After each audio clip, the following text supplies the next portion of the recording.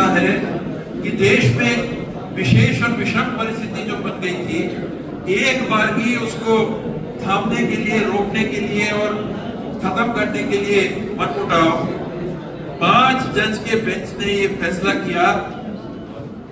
सारे देश में विद्यमान नियम और कानून के खिलाफ जितने संविधान के प्रावधान हैं, जितने कानून हैं, उसके खिलाफ कि जमीन का मालिक कौन है वास्तव में, उस पर चर्चा ही नहीं, फलाना क्या है उस पर चर्चा ही नहीं।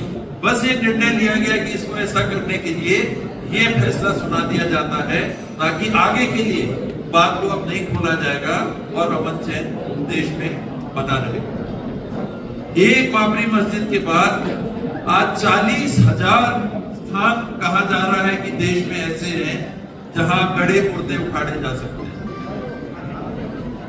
एक बाबरी मस्जिद पे सुप्रीम कोर्ट के जजेस ने क्यों ऐसा फैसला लिया जिसमें उन्होंने सही और गलत को आधार फैसला का नहीं बनाया और देश में शांतिपूर्ण व्यवस्था, समाज के अलग अलग धार्मिक मान्यता के लोगों के बीच में भाईचारा बनाए रखने के लिए उन्होंने फैसला किया, केवल एक अपवाद के रूप में। और ये कहते हुए कि ये अपवाद है, ये कहते हुए कि जिन्होंने ये बाबरी मस्जिद का ढांचा गिराया उन्होंने गैर कानूनी काम किया, ये कहते हुए उन्होंने वो फैसला दिया कि एक बार ही रहे होगा देश में।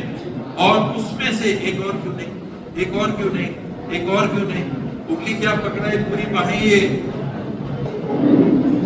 मोदी और इनके साथ वाले आरएसएस वाले देश को खींच के ले जाना चाहते हैं। इन परिस्थितियों में 12 तारीख का जो फैसला है ये आपको और देश को बता देगा कि अब आने वाला समय, अब हमारा भविष्य क्या होने वाला। चंद्रचूड़ जी के बयान और फैसले के बारे में भी जो बात आ रही है, उन्होंने ही ये गवाड़ा कर दिया कि उन्होंने ये लिख दिया कि नहीं, पूजा स्थली 15 अगस्त 1947 में जैसी थी वो तो नहीं बदली जा सकती, लेकिन जांच किया जा सकता। आप पता कर सकते हो, जानकारी ले, बदली नहीं जा सकती, लेकिन आप पता कर सकते हो। उसमें भी लोगों का कहना है कि उस फैसले में ये नहीं लिखा है। जैसे जज बैठते हैं और वो कमेंट करते हैं, उन्होंने कमेंट में इस बात को कहा, तार्किक रूप से एक बात को कहा। तो आपने तो अगर घूमने की इजाजत दे दी तो 40,000 जगह के लिए ये जो जिले के जज हैं इन लोग अपना काम चालू कर दिए।